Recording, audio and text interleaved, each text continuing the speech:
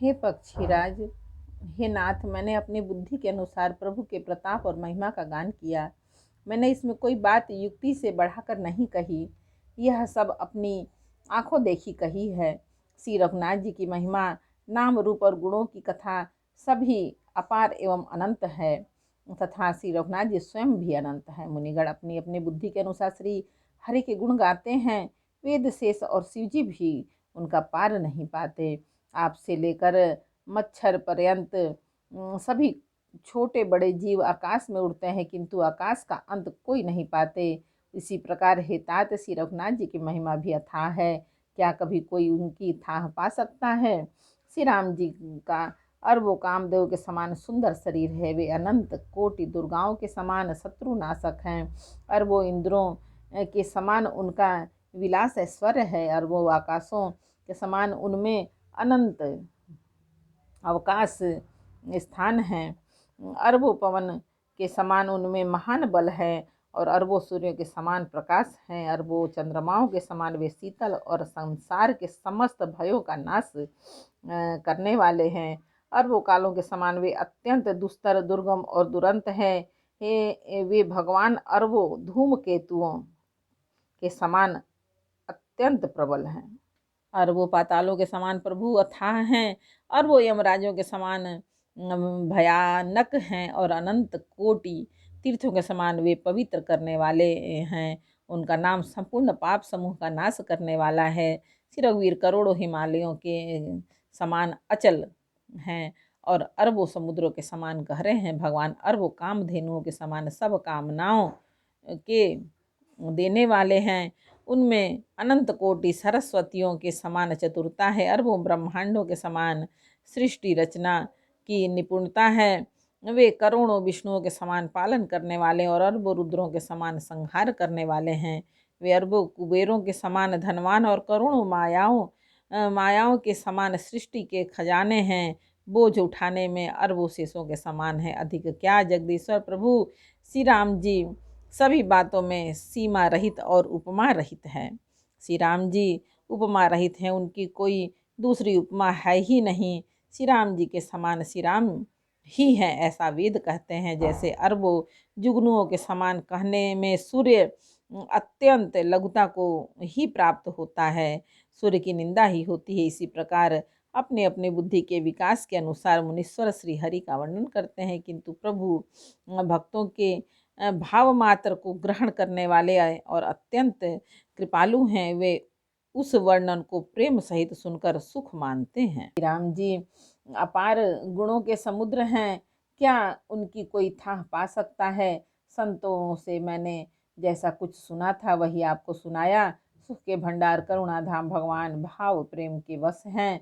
एतेव ममता मद और मान को छोड़कर सदा सी जानकी नाथ का ही भजन करना चाहिए। भूसुंडी जी के सुंदर वचन सुनकर पक्षीराज ने हर्षित होकर अपने पंख फुला लिए।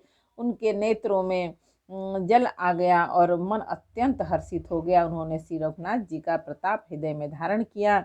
वे अपने पिछले मोह को समझकर पछताने लगे कि मैंने अनादि ब्रह्म को मनुष्य करके माना। और गरुण जी ने बार बार कागभूषुंडी जी के चरणों पर सिर नवाया और उन्हें श्री राम जी के ही समान जानकर प्रेम बढ़ाया। गुरु के बिना कोई भवसागर नहीं तर सकता, चाहे वह ब्रह्मा जी और शंकर जी के समान ही क्यों न हो। गरुण जी ने कहा, हे तात, मुझे संदेह रूपी सर्प ने डस लिया था और सर्प के डसने पर जैसे विष चढ़ने की लहर आती है, वैसे ही बहुत सी कुतर्क रूपी दुख देने वाली लहरें आ रही थी। आपके स्वरूप रूपी गारुणी के द्वारा, सांप का विष उतारने वाले गारुणी के द्वारा भक्तों को सुख देने वाले श्री रघुनाथ जी ने मुझे जिला लिया। आपकी कृपा से मेरा मोह नाश हो गया और मैंने श्री राम जी का अनुपम रहस्य जाना।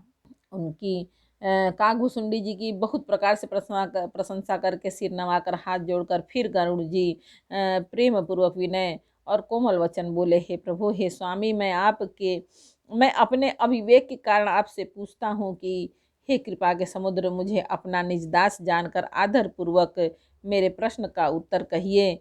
आप सब कुछ जानने वाले हैं, तत्व के ज्ञाता हैं, अंधकार से परे, उत्तम बुद्धि से युक्त, सुशील सरल आचरण वाले, ज्ञान वैराग्य और विज्ञान के धाम और श्री रघुनाथ जी के प्रिय दास हैं। आपने यह काक शरीर किस कारण से पाया है तात, यह समझाकर मुझसे कहिए। हे स्वामी, हे आकाशगामी, यह सुंदर रामचरितमानस आपने कहाँ पाया, सो कहिए। हे नाथ, मैंने शिव जी से ऐसा सुना है कि महाप्रलय में भी आपका नाश नहीं होता और ईश्वर शिव जी कभी मिथ्या वचन नहीं कहते। यह वह भी मेरे मन में संदेह है, क्योंकि हे नाथ, नाग मनुष्य देवता आदि चर अचर जीव तथा यह सारा जगत काल का कलेवा है।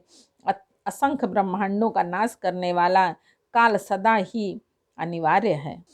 ऐसा वह अत्यंत भयंकर काल आपको नहीं व्यापता, इसका क्या कारण है? हे कृपालु, मुझे कहिए। यह ज्ञान का प्रभाव है या योग का बल? हे प्रभु, आपके आश्रम में आते ही मेरा मोह और भ्रम भाग गया, इसका क्या कारण है? हे नाथ, यह सब प्रेम सहित कहिए। हे उमा, गरुण जी की वाणी सुनकर कागभूषण जी हर्षित हुए और परम प्रेम से बोले, हे सर्पों के शत्रु, आपकी बुद्धि धन्य है, धन्य है। आपके प्रश्न मुझे बहुत ही प्यारे लगे। आपके प्रेम युक्त सुंदर प्रश्न सुनकर मुझे अपने बहुत जन्मों की याद आ गई। मैं आप अपनी सब कथा विस्तार से कहता हूँ। हे तात, आदर सहित मन लगाकर सुनिए।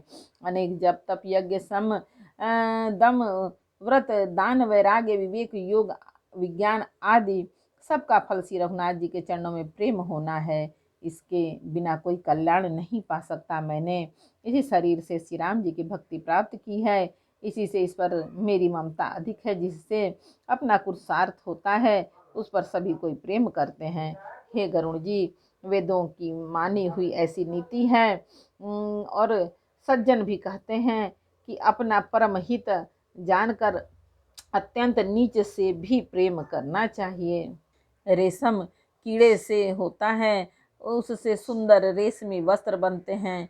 इसी से उस परम अपवित्र कीड़े को भी सब कोई प्राणों के समान पालते हैं। बार बोलो रामायण मैया की जय। उत्तरकांड का 5वां समर्पयामि भगवान। जय श्री राम। जानकी पवन पुत्र बजरंग बली। जय हो भोले।